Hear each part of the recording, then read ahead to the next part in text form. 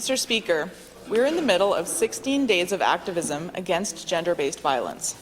Statistics show that intimate partner violence has increased sharply in New Brunswick, starting in 2017. Several years ago, many brave students stood up and raised the alarm about sexual violence on campuses in our province. I thank the survivors and their allies who spoke out for safer campuses.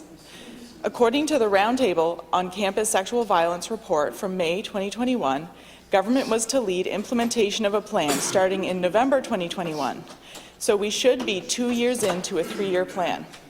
When speaking with students, they haven't been aware of this work, so I'm curious about the status of the plan.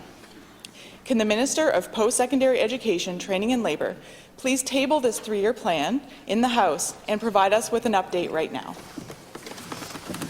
Minister of Post-Secondary Education, Training and Labour. Thank you, Mr. Speaker, and thank you to the member opposite for the question. We take sexual violence very, very seriously, and I can tell you I meet with the students on a regular basis right across this entire province, and this is one of the things that they've actually brought to my attention and something that is a priority for them.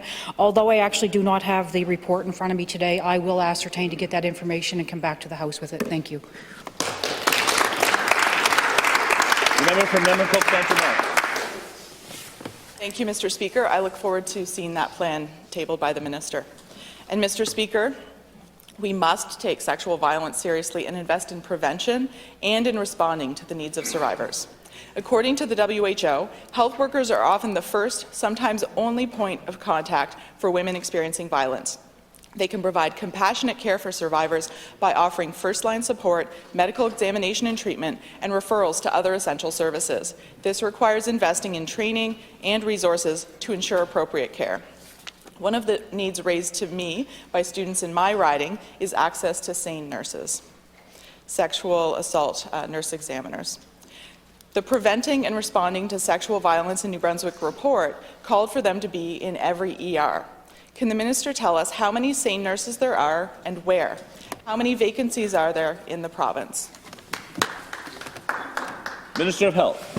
Well, thank you very much, Mr. Speaker. And for the specific numbers, I will get back to the House on that one and advise. But, Mr. Speaker, we know that we're doing the work to make sure that there is an availability of trained healthcare workers in the emergency rooms across the province to make sure that if an incident occurs, that they will be looked after, the individuals that come. Because I know that the healthcare workers want to make sure that they are available to make sure that there is the availability to address these difficult situations. And for specific numbers, specific areas, again, I want to make sure that the numbers are accurate, so I will take that under advisement and report back at a later date.